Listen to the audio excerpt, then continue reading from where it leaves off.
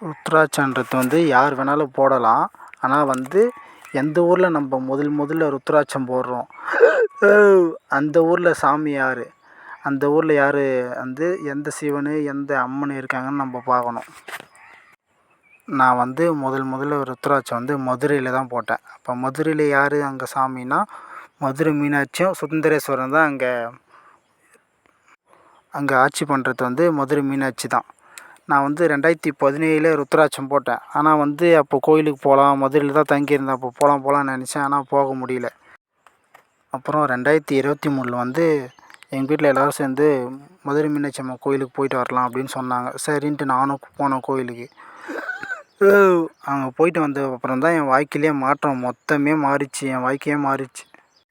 நான் வந்து எத்தனையோ கோயிலுக்கு போயிருக்கேன், வந்திருக்கேன். ஆனால் வந்து பெருசாக கடவுள் அருள் வந்து எனக்கு எங்கேயுமே கிடைக்கல.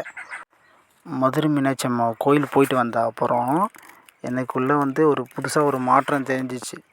அப்புறம் அந்த மீனாட்சி சுந்தரேஸ்வரர் வந்து நீ வந்து எதுக்குமே கவலைப்படாத, நான் கூட இருக்கேன், இது முன்னாடி நடந்ததெல்லாம் போகட்டும், அதெல்லாம் ஒரு சில சின்ன சின்ன கர்ம வினை, அதெல்லாம் முடிஞ்சிச்சு, இதுக்கப்புறம் நான் இருக்கேன் அப்படின்ற மாதிரி உணர்த்தினாங்க. அப்புறம் நான் பாட்டுன்னு சாமி வந்து நம்ம கூடவே இருக்குதுன்னு நம்ம கொஞ்சம் ஜாலியாக அப்படி இருந்தேன்.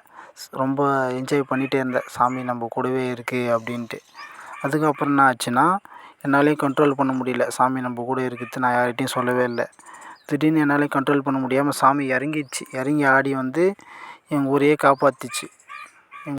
இன்னும் மீனாட்சி அம்மன் சுந்தரேஸ்வரரை பற்றி தெரிஞ்சுக்கணுன்னா யூடியூப் சேனலை சப்ஸ்கிரைப் பண்ணுங்கள். பார்ட் 2 வேணும்னா சொல்லுங்கள், ஃபுல்லாக ஸ்டோரி போடுறேன் மீனாட்சி அம்மன் என்னென்ன பண்ணாங்க என் வாழ்க்கையிலன்னு.